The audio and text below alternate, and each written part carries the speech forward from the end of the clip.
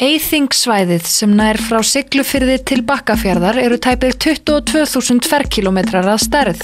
Þar eru 13 sveitafélög með liðlega 29.000 íbúa sem eru 9% af íbúafjölda landsins.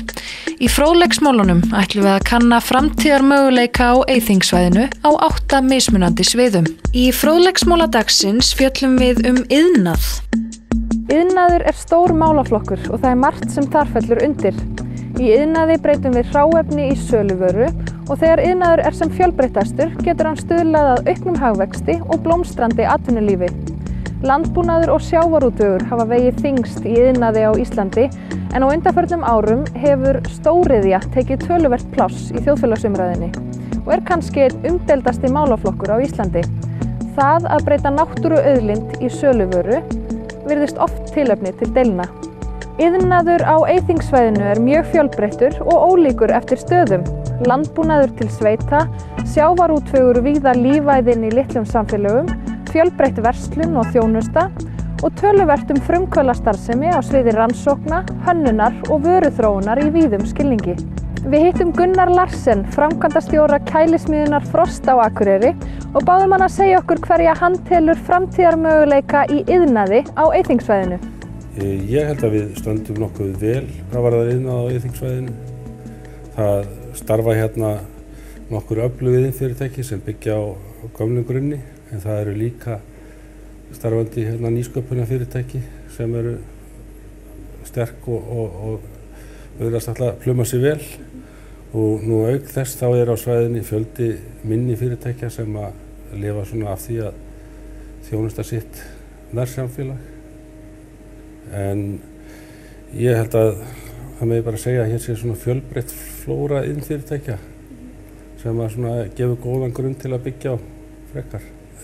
Það er kannski það sem að helst hefur breyst hvað varðar iðnað er að við verðum að gera okkur grein fyrir því að við búum á ákaflega litlu markaðssvæði. Það eru 330.000 íbúðir á Íslandi, 30.000 á Eyþingssvæðinu og það er alveg sama hvaða mælikvarða við notum. Þetta er ákaflega lítið markaðssvæði. Þannig að við verðum að sækja á innlendan markað og ekki síður til útlanda. Og það sem helst hefur breyst er að heimurinn minnkaði rosalega mikið hérna í lok síðustu aldar. Þetta gerðist með bættum samgöngum, með tilkomu internetsins og upplýsingatækninnar. Þetta var náttúrulega að hluta til það sem varð mörgum fyrirtæki sem hér störfuðu að aldur til það, en þetta skapaði leið ný tækifæri og hefur náttúrulega auðveldað okkur í dag að sækja á alþjóðlega markað. Ég held að þeir dagar eru liðnir að við getum byggt upp iðnað sem að byggir á ódýru vinnuafli. Iðnaður í dag, hann þarf að byggjast á tækniþekkingu, samkeppnisaðilarnir þeir geta verið hvort heldur í Noregi, Pólandi eða í Kína. Já, það sem að kannski helst vantar upp á, ég veit ekki hvort það vantar svo mikið upp á, það grunnurinn að frekari uppbyggingu á iðnaði á svæði Eyþings er náttúrulega fyrst og fremst að skapa samfélag þar sem að fólki og fyrirtækjum finnst gott að búa og starfa. Og þá erum við að tala hluti eins og samgöngur, menntun, menningu og listir og þess aftar. Það er bara gott og öflugt samfélag.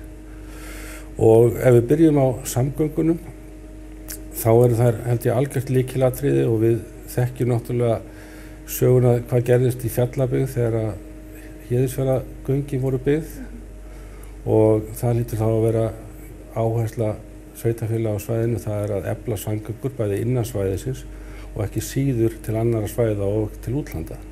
Það held ég sé bara mjög mikilvægt. Síðan er það menntunin, ég held að við búum við mjög gott og öflugt menntakerfi.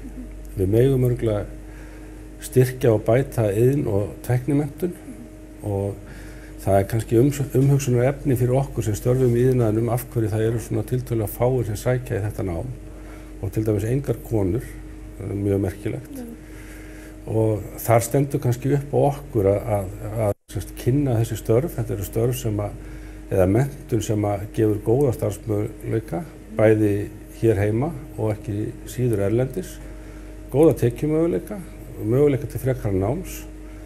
Þannig að við þurfum kannski að fara og kynna okkar starfsvettvang fyrir börnum og unglingum sem eru að ákveða hvað þau ætla að gera í lífinu. Það má kannski segja að hingað til hefur sjávarútvegur verið svona grunnurinn að því sem við erum að gera. Nær öll fyrirtæki á svæðinu sem eru í iðnaði, þau byggja á einum eða öðrum hætti á sjávarútvegi, að framleiða eitthvað sem tengist beint eða óbeint sjávarútvegi. Ég er alveg sannfærður það að uppbygging stóriðju á Bakka mun efla svæðið í heild sinni og skapa grundvöll fyrir miklu fjölbreyttari iðnfyrirtækjum heldur en við höfum í dag. Ég held að sé nú erfitt að spá fyrir framtíðina, það er nú erfitt að segja til bara veðrið í næstu viku. En ég held að hér séu öll skilyrði til staðar til að byggja upp öflugan iðnað og sá iðnað sem fyrir haldi áfram að þróast. Og ég er alveg sannfærður að hér verða mjög öflug iðnfyrirtæki sem munu standa sig vel í bæði innlendri og alþjóðlegri samkeppni. Samvinna sveitarfélaga til að efla iðnað á svæðinu, ég held að það sé fyrst og fremst hlutverk sveitarfélagana að skapa þessi skilyrði sem að laða til sín fólk og fyrirtæki og að fólki þykir gott að búa og starfa hérna í þessum sveitarfélagum. Ég held að það sé fyrst og fremst þeirra hlutverk og það gerist þá með því að styrkja innviði samfélagsins. Ef það væru engar hindranir, fjárhagslegar eða aðrar, hvernig myndi draumsýnin vera? Ég held að iðnaður vaks ekki nema hann hafi eitthvað ákveðið samkeppnisforskot. Og við höfum að minnsta tvennt sem við getum haft umfram okkar samkeppnisaðila, sem eru þá ekki bara hér heima, heldur líka erlendis. Það að við höfum umhverfisvæna og hagkvæma orku og við getum og höfum gott og velmenntað starfsfólk. Og ég held að við hefum bara að leggja áherslu á að nýta þessa orkuauðlind sem við höfum, efla menntun og þekkingu og þá verða til öflug iðnfyrirtæki sem munu starfa á svæðinu. Ég held að þetta sé grunnurinn.